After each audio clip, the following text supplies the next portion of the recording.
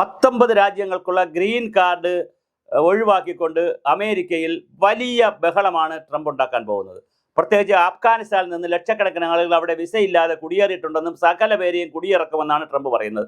അതുപോലെ തന്നെ അദ്ദേഹം പറയുന്നത് തേർഡ് വേൾഡ് കൺട്രീസ്. പക്ഷേ തേർഡ് വേൾഡ് കൺട്രി എന്ന് പറയുന്നത് പണ്ട് രാമുവിൻ്റെ കാലത്ത് വെച്ച് ഒരു കോയിൻ ചെയ്ത ഒരു വാക്കാണ്. അന്നൊക്കെ ഇന്ത്യയും തേർഡ് വേൾഡ് കൺട്രി ആയിരുന്നു. പക്ഷേ അവികസിത രാജ്യം എന്നൊക്കെ പറഞ്ഞു. പക്ഷേ ഇപ്പോൾ ഇന്ത്യ ഇപ്പോൾ വികസിത രാജ്യത്തിലേക്ക് ഇന്ത്യ വളർന്നുകൊണ്ടിരിക്കുകയല്ലേ. അപ്പോൾ പിന്നെ ഇന്ത്യയൊക്കെ ഇനി തേർഡ് വേൾഡ് കൺട്രീസ് വരത്തില്ലല്ലോ.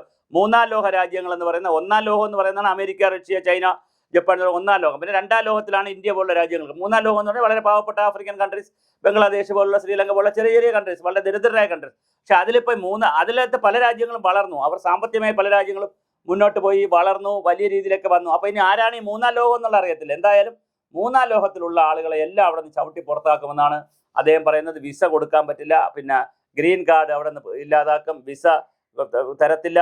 അതുപോലെ തന്നെ അവിടുത്തെ ജോലികളിൽ വളരെ കൃത്യമായിട്ട് പ്രാദേശിക ആളുകളെ ഉൾപ്പെടുത്തുകയുള്ളൂ. ഫെഡറൽ സിസ്റ്റത്തിനകത്തുള്ള ഫെഡറൽ കാർഡ് കൊടുക്കത്തില്ല. ഫെഡറൽ കാർഡ് കൊടുത്തില്ലെങ്കിൽ പലർക്കും മൊബിലിറ്റി കിട്ടത്തില്ല, നിൽക്കുന്നിടത്ത് നിൽക്കേണ്ടി വരും. പല രാജ്യങ്ങൾ അതിനകത്തുള്ള അമേരിക്കൻ രാജ്യങ്ങളിൽപ്പെട്ട അകത്തുള്ള ഫെഡറൽ സംസ്ഥാനങ്ങളിലൊന്നും പോകാൻ കഴിയില്ല. അപ്പോൾ അങ്ങനെ ഫെഡറൽ കാർഡ് കൊടുക്കത്തില്ല. ഗ്രീൻ കാർഡ് സ്റ്റോപ്പ് ചെയ്യും. അവിടെയുള്ള ആളുകളെ പറഞ്ഞു വിടും.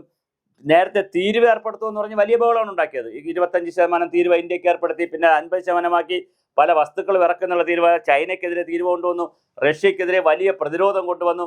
അങ്ങനെ ലോകരാജ്യങ്ങൾക്കെതിരെ വലിയ പ്രതിരോധവും തീരുവയും ഒക്കെ ഏർപ്പെടുത്തുമ്പോൾ ഇമിഗ്രൻസിനെ, അതായത് അവിടെ ഇമിഗ്രൻറ്റും ഉണ്ട്, കുടിയേറുന്നവരും മറ്റു രാജ്യത്തേക്ക് പോകുന്നവർ. അപ്പം ഇമിഗ്രൻസിൻ്റെ ആവശ്യം, ഇമിഗ്രൻസ് എന്ന് പറയുന്നത് അവിടെ ഇറങ്ങുന്ന ആളുകൾ, അവിടെ ചെല്ലുന്ന ആളുകൾ. അപ്പോൾ ആ കുടിയേറ്റക്കാരെ, മറ്റ് സ്ഥലത്തു നിന്ന് വരുന്ന ആളുകളെ അവിടെ നിന്ന് കളയും. അപ്പോൾ നമ്മൾ കയറി പോകുന്നവരെ എമിഗ്രേഷൻ സർട്ടിഫിക്കറ്റ് കൊണ്ടുപോകണം. അവിടെ ചെല്ലുമ്പോൾ ഇമിഗ്രേഷൻ സർട്ടിഫിക്കറ്റ് വേണം.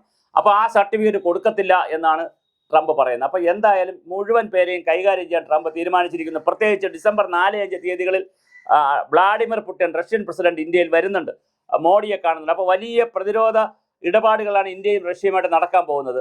അതുപോലെ തന്നെ റഷ്യയും ഉക്രൈനായിട്ടുള്ള സമരത്തിൽ നമ്മൾ എടുക്കുന്നൊരു നിലപാട്, ഇത് പരിഹരിക്കപ്പെടണം എന്നുള്ളൊരു നിലപാട് ഇന്ത്യ എടുക്കണം. അപ്പോൾ ഈ നിലപാടുകളെല്ലാം കൂടി എടുത്തിരിക്കുന്ന സാഹചര്യത്തിൽ വലിയ തോതിലാണ് ട്രംപ് ബഹളമുണ്ടാക്കുന്നത്.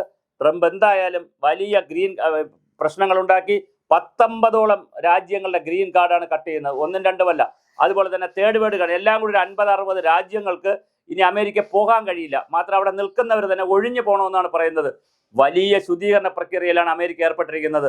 വൈറ്റ് ഹൗസിൽ നിന്ന് അവിടെ കഴിഞ്ഞ ദിവസം ഈ അഫ്ഗാനിസ്ഥാനുമായിട്ട് ബന്ധപ്പെടുത്ത ഒരു വെടിയേപ്പൊക്കെ ഉണ്ടായി. വെടിയേറ്റ് ഒരാൾ ആശുപത്രിയിലാണ്, ഒരാൾ മരിച്ചു. അങ്ങനെ വളരെ ഗുരുതരമായിട്ടുള്ള സാമ്പത്തിക പ്രതിസന്ധി ഒരു വശത്ത്, GDP-യുടെ പ്രശ്നങ്ങൾ മറുവശത്ത്, ആരോഗ്യ പ്രശ്നങ്ങൾ മറുവശത്ത്, ശമ്പളം കൊടുക്കാൻ പറ്റാത്ത ലോക്ക്ഡൗൺ പോലുള്ള കാര്യങ്ങൾ ഒരു വശത്ത്, ഇങ്ങനെ പല രൂപത്തിൽ ഞെരുങ്ങുന്ന ഒരു അമേരിക്ക ഇപ്പോൾ ഇങ്ങനെ ഒരു തീരുമാനം കൂടെ എടുക്കുമ്പോൾ സ്വാഭാവികമായിട്ട് അമേരിക്കയിൽ വന്ന് പാർക്കുന്ന ആയിരക്കണക്കിന് ലക്ഷക്കണക്കിന് ആളുകൾക്ക്, ഈ 19 രാജ്യങ്ങളിലെ ഗ്രീൻ കാർഡ് നഷ്ടപ്പെടുന്ന ആളുകൾക്ക്, മൂന്നാം ലോകത്തിലെ ആളുകൾക്ക് വലിയ ബുദ്ധിമുട്ടാണ് ട്രംപ് ഉയർത്തുന്നത്. ആ വെല്ലുവിളി എങ്ങനെ അതിജീവിക്കുമെന്നത് ലോകരാജ്യങ്ങളുടെ മുന്നിൽ വലിയൊരു പ്രതിസന്ധി തന്നെയാണ്.